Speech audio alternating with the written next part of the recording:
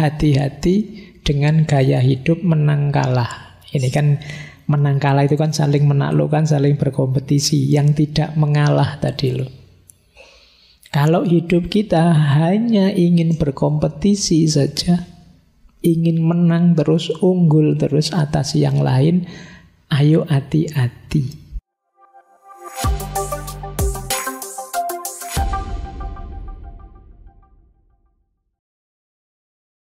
Kalau ini Imam Syafi'i. Kata Imam Syafi'i, termasuk menghinakan ilmu, yaitu berbantahan dengan setiap orang yang membantahmu dan berdebat dengan setiap orang yang mendebatmu. Jangan mau sembarangan debat, jangan mau sembarangan berbantahan, apalagi dengan orang yang tidak punya ilmu. Pada akhirnya hanya akan menghinakan ilmu. Kata Imam Syafi'i lagi, aku tidak akan pernah berdialog dengan orang yang tujuannya adalah aku lebih senang kalau dia salah. Dialog itu tujuannya biar bersama-sama menemukan kebenaran, bukan menunjukkan salahmu dan menegaskan benarku. Dan Imam Syafi'i tidak mau. Kalau ada dialog kok tujuannya hanya ingin menunjukkan salahnya lawannya. Dia tujuannya tetap menegaskan kebenaran yang kita yakini. Nah, ini contoh yang berhubungan dengan mengalah. Terakhir dari Imam Syafi'i ada pesan, hati-hati dengan gaya hidup menang kalah. Ini kan menang kalah itu kan saling menaklukkan, saling berkompetisi. Yang tidak mengalah tadi loh. Kalau hidup kita hanya ingin berkompetisi saja, ingin menang terus, unggul terus atas yang lain, ayo hati-hati, kata Imam Ghazali. Kenapa harus hati-hati? Sifat-sifat buruk itu biasanya menyusup. Orang yang tujuannya hanya menang kalah, biasanya yang pertama apa? Mengabaikan kebenaran. Yang penting aku menang. Mas, tidak boleh mas bikin itu bohong, mas, tidak apa-apa. Biar sana namanya jatuh terus kita menang. Kita tidak sadar begitu. Ya kalau bahasa hari ini kita sering menghalalkan segala cara untuk menang. Yang kedua, dengki. Dengki itu seneng kalau lihat orang lain jelek, lihat orang lain runtuh, orang lain jatuh. Kalau kita logikanya menang kalah kan begitu.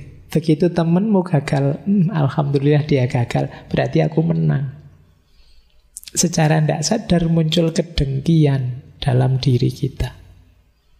Atau kalau kita merasa lebih tinggi, tenang saja, seperti apapun dia tidak akan bisa mengalahkan kita. Itu yang disebut takabur, sombong. Kalau tidak begitu, kadang-kadang ada dendam. Mungkin kita pernah dikalahkan. Wah, dia sekarang kok unggul ya, awas nanti saya bales, dendam. Atau muncul ghibah, ngomong jelek. Ya biasalah kalau tentang rival kan tetap ngomongnya jelek. Namanya ghibah. Atau apa? Tajassus. Tajassus itu mengamat-ngamati, mencari, meneliti jeleknya lawan. Tenang saja, saya punya jejak digitalnya. Kalau tidak ada, yuk dicari. Itu namanya tajassus. Wala tajassasu. Perintahnya Al-Quran. Jangan mengamat-amati, mencari-cari kesalahan.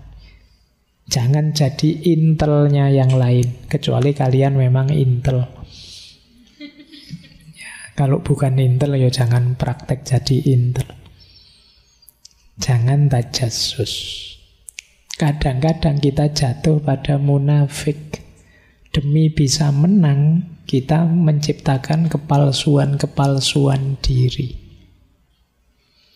Dan tentu saja mudah terjebak riya, pamer. Ini lo hebatku, ini lo luar biasaku. Jadi hati-hati yang mode hidupnya menang kalah. Pak, apa enggak boleh Pak, kita menang, kita unggul dari yang lain, boleh. Tapi jangan dijadikan mode hidup. Pak, saya itu cuma belajar saja, pingin nilai tinggi. Ternyata kok malah jadi yang terbaik Pak, saya unggul. Ya enggak apa-apa, alhamdulillah. Tapi tidak diniati sejak awal untuk mengalahkan semua yang lain. Entah caranya gimana, saya harus nomor 1. Kamu melakukan kebaikan semaksimal mungkin, ternyata terus jadi yang terbaik, ya enggak apa-apa. Tapi tidak sejak awal diniati untuk menang kalah. Bahwa saya harus unggul, yang lain harus jelek. Ini kenapa? Karena kalau logik mode hidup kita menang kalah, kita rentan terjebak akhlak-akhlak negatif itu. Disitulah penting kita latihan tadi ya, mengalah biar tidak terjebak menang kalah.